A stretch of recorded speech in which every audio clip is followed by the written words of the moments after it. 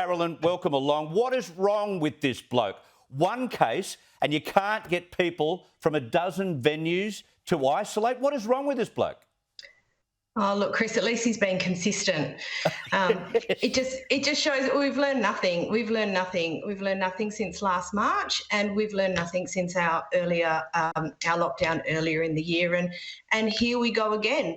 As has been reported in the last few weeks, we've had issues with ambulance ramping. We've had issues with code yellows and not enough staff in our emergency departments.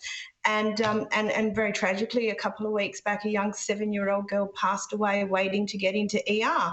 Unfortunately, when that is the state of your health system, this is the only option. This is interesting. You're getting to what might be the real cause for his risk aversion, which is the fact that he doesn't have the backup systems as other states and territories do to handle one individual case, because you've got a plane of 257 people who shared the flight from Perth to Melbourne with the second case, and Victoria hasn't shut down. They'll get their contact tracers out right now and try and find out who was sitting within cooey of the bloke, and they'll get down to the bottom of it and it will be contained. But there's no process that Perth seems to want to go through. He rarely brings out the Chief Health Officer either, Caroline. What do you think that is?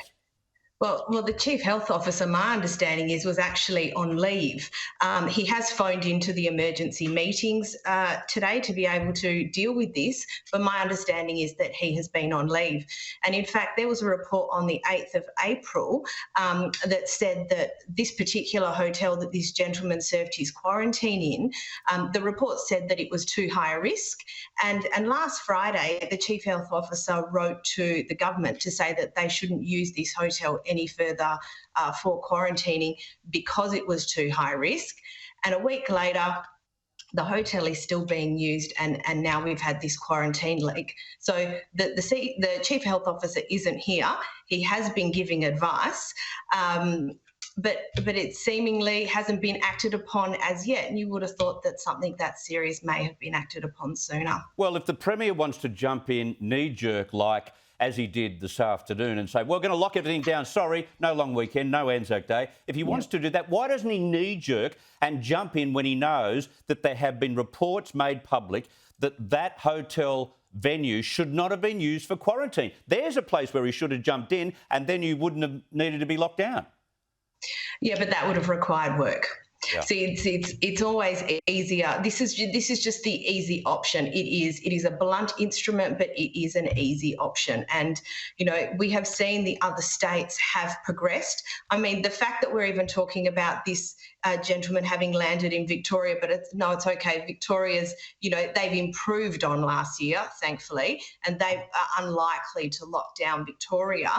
They have taken steps. Why in Western Australia have we not taken steps when we were put into a 5-day lockdown not that long ago? Yeah, just briefly before we let you go, give us an idea of what families, organisations, football competitions would have been planning for a long weekend in Perth, which just happens to fall on an Anzac Day as well.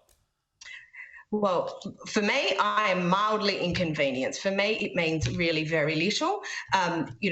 Tomorrow and Sunday, they're meant to be marches for Anzac Day, obviously smaller because there were existing COVID restrictions, because Minister Papalia said that they weren't going to challenge the Chief Health Officer's advice and make them larger. So they won't challenge advice, but they will ignore it apparently.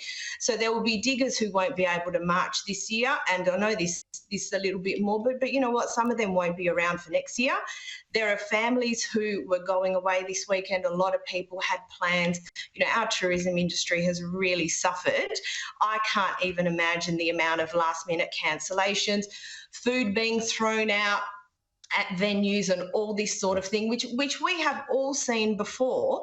All of those businesses planning for that stay and hospitality weekend, that there's all gone in Perth and Peel. And then, and I know this is another really sad thing, there are women out there who are in abusive relationships and they're going to be stuck inside with abusive partners for the next 3 days. So when people say, oh, it's just 3 days, well, it's going to be a long 3 days for some women in this state. Caroline Di Russo, perfectly described. Thank you so much for your time. Anytime, Chris.